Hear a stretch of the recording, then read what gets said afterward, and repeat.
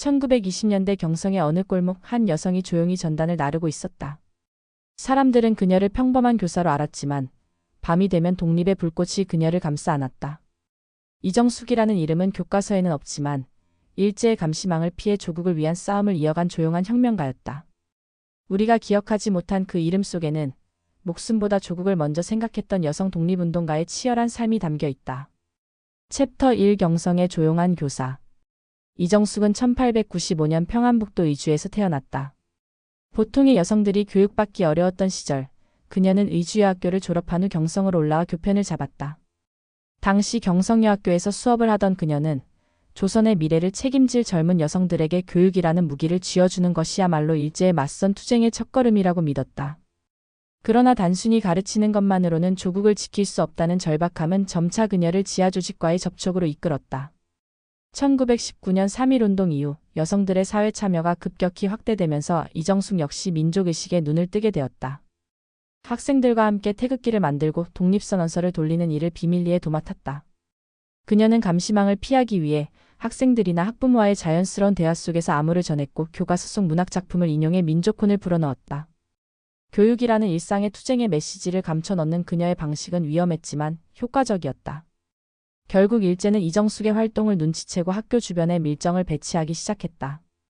그러나 그녀는 결코 물러서지 않았다. 교실 안에서는 선생님으로, 교실 밖에서는 항일운동가로 그녀는 이중의 삶을 견뎌냈다. 조용히 그러나 강하게. 여성으로서, 교사로서, 독립운동가로서의 길을 묵묵히 걷고 있었다. 챕터 2 조직과 결사의 중심에서. 이정숙은 1921년 무렵 대한여자청년동맹에 가입하면서 본격적인 비밀 조직 활동을 시작했다.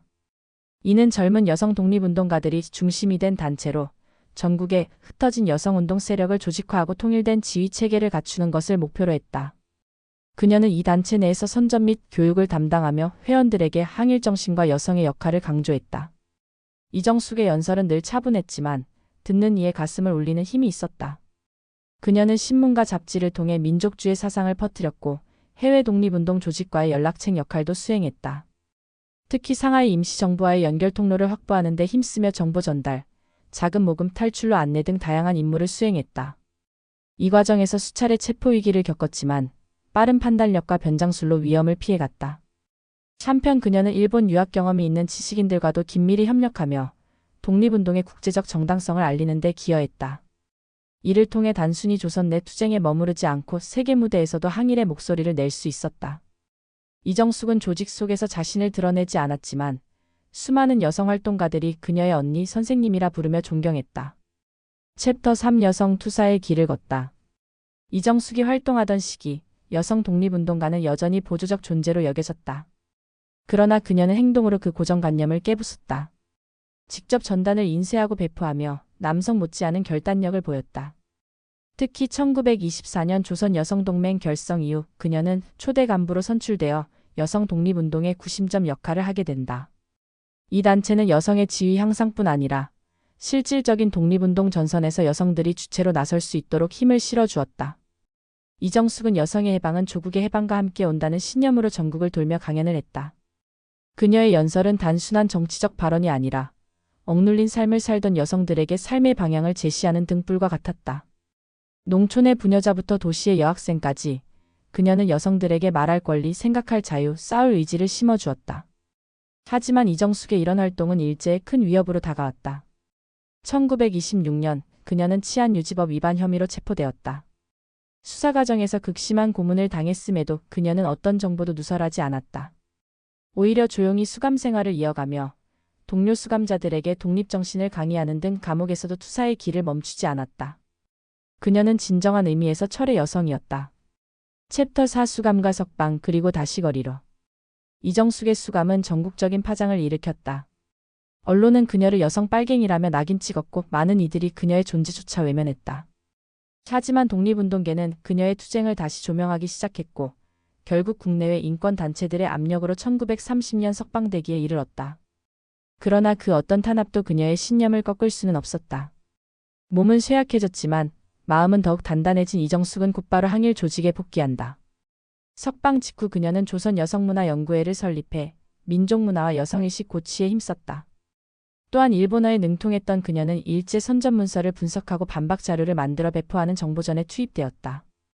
이정숙은 여전히 대중 앞에 나서지 않았지만 언제나 현장의 중심에 있었다.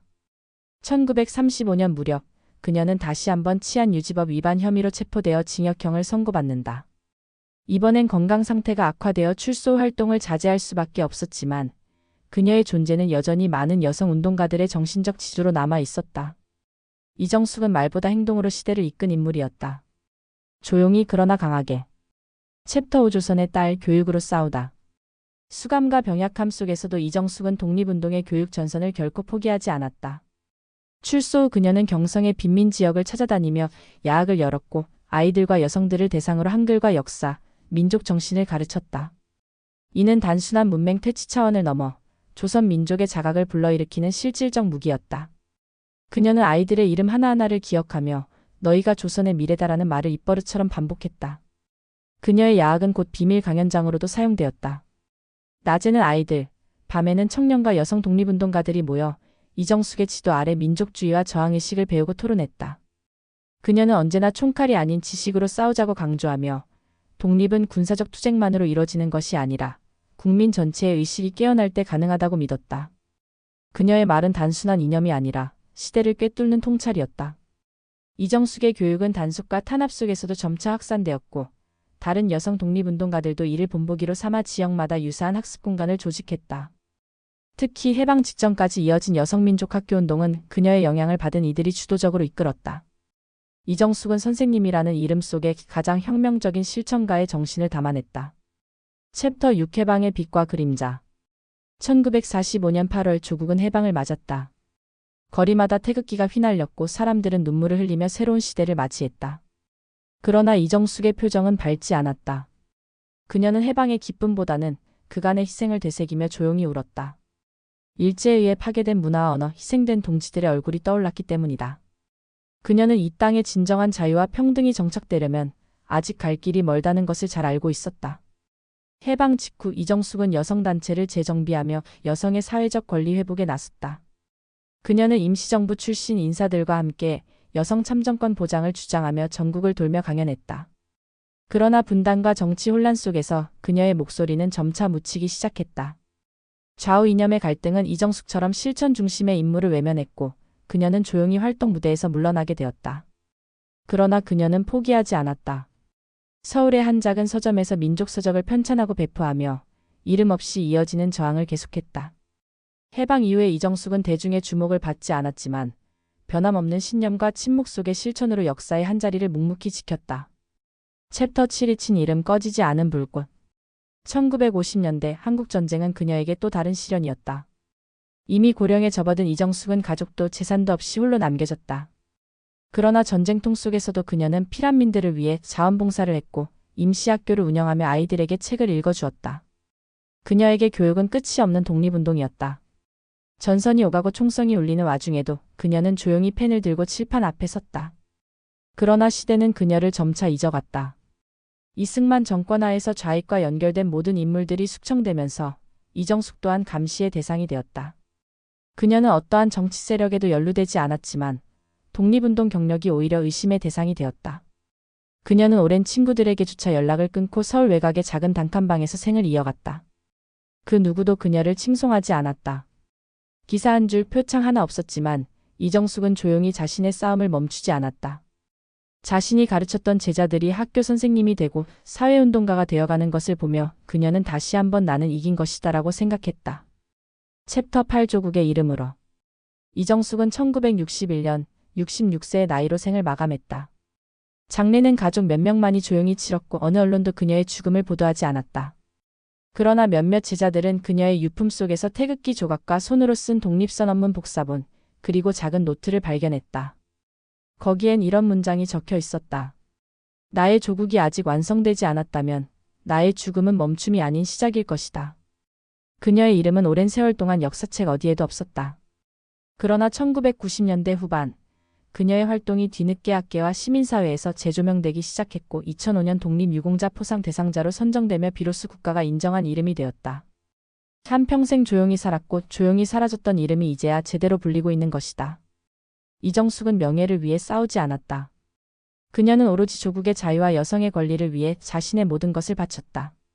그리고 그 희생이 오늘의 우리에게 이어졌다. 그녀는 말없이 그러나 결코 꺼지지 않는 불꽃으로 남았다. 이정숙의 삶은 결코 눈에 띄는 역사의 한가운데에 있지 않았다. 그러나 조용한 교실, 어두운 지하인 세소, 조선의 거리와 감옥에서 그녀는 누구보다 뜨겁게 시대를 살아냈다. 여성으로서의 차별과 억압, 제국주의의 폭력 속에서도 흔들리지 않았던 그녀의 신념은 오늘날 우리에게 진정한 용기의 의미를 되새기게 한다. 또 다른 이야기가 궁금하다면 구독과 좋아요 부탁드립니다.